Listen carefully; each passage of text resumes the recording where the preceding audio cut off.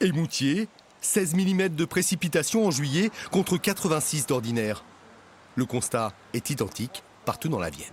Oui, c'est un petit désastre, mais cette année, il n'y a pas que la sécheresse, il y a plein de choses. C'est que des épisodes un peu calamiteux, ou trop de flotte à un moment, trop violente à un moment, ou des coups de chaleur brusquement qui sont arrivés, ou des périodes de vent. Enfin, en fait, les végétaux, ils ont sans arrêt casqué. Et des coups de froid le matin qu'on ne comprend pas non plus, des 5 degrés. Il y a encore 3 jours, il y avait 5 degrés dans ce jardin-là. Sans nappe phréatique conséquente et avec 700 cours d'eau, le département est en première ligne.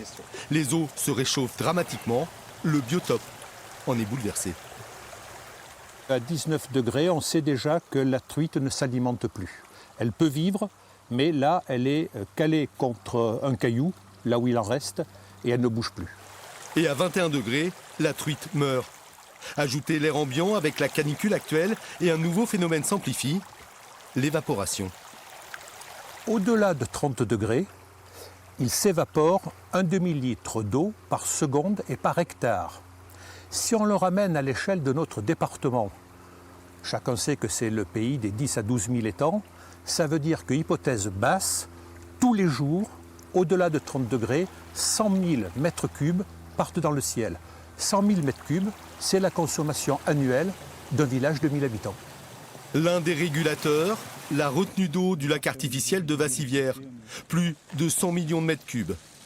Le panneau vert là-bas, donc ça nous indique. Seulement, la gestion d'eau est ici partagée. Entre la production hydroélectrique, le soutien d'étiage à la centrale nucléaire de Civaux, les besoins industriels, agricoles et touristiques.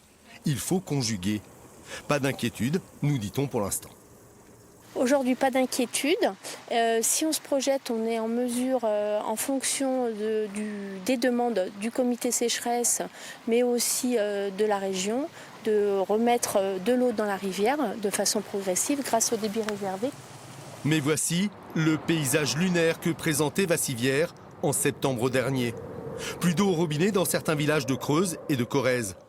Et la situation devrait empirer cette année. Ça fait 3 ans qu'on dit la même chose. En gros, on a les mêmes problématiques tous les ans, et tous les ans avec 15 jours d'avance. Et maintenant, on a les éléments pour savoir dès mars-avril ce qui va se passer en août-septembre. Donc on a la connaissance pour anticiper.